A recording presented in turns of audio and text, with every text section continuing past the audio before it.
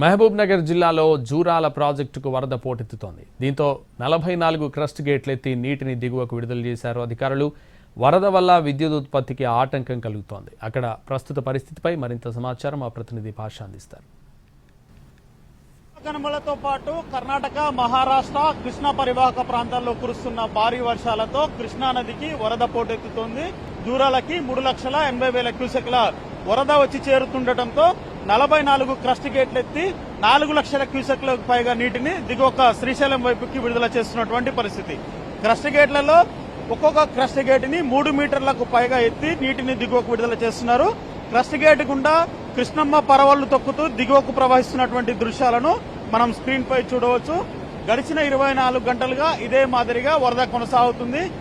గంటకి జూరాలకి వరద పెరుగుతున్నటువంటి పరిస్థితి మనకు కనిపిస్తా ఉంది. మొత్తం జూరాల వద్ద 62 క్రస్ట్ గేట్లు ఉండగా 44 క్రస్ట్ గేట్లని ప్రస్తుతం ఎత్తి నీటిని దిగువకు విడుదల చేస్తున్నారు. ఇక జూరాలలో 9 క్రస్ట్ గేట్లకు సంబంధించి రోపులు తెగిపోవడంతో వాటిని ఎత్తలేనటువంటి పరిస్థితి నెలకొన్నట్లుగా తెలుస్తా ఉంది.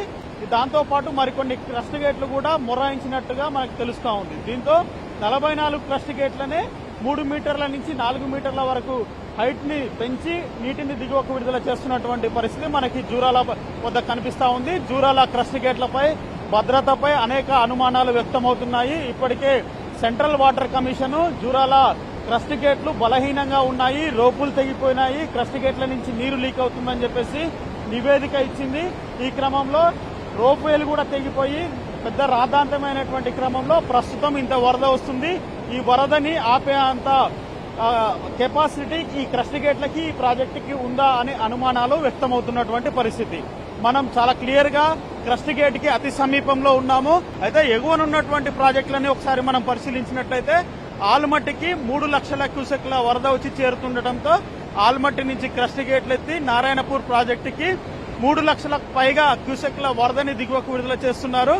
జూరాలకి సుమారు 4 లక్షల క్యూసెక్ల వరద వచ్చి చేరుతున్నట్టుగా తెలుస్తా ఉంది. దిగువన ఉన్నటువంటి శ్రీశైలం ప్రాజెక్టుకి వరద పోటెత్తుతోంది. జూరాలతో పాటు తుంగభద్ర నుంచి వరద వచ్చి చేరుతుండటంతో శ్రీశైలం వద్ద 5.5 లక్షల క్యూసెక్ల ఇన్ఫ్లో ఉన్నట్టుగా తెలుస్తా ఉంది. మొత్తం 10 క్రస్ట్ గేట్లని 18 ఫీట్ల మేర ఎత్తి నీటిని దిగువకు విడుదల చేస్తున్నారు శ్రీశైలం వద్ద. ఇక నాగార్జున సాగర్ ప్రాజెక్టుకి వరద పోటెత్తుతోంది. 26 క్రస్ట్ గేట్లను ఎత్తి నాగార్జున సాగర్ ప్రాజెక్టు నుంచి నీటిని దిగువకు విడుదల చేస్తున్నారు.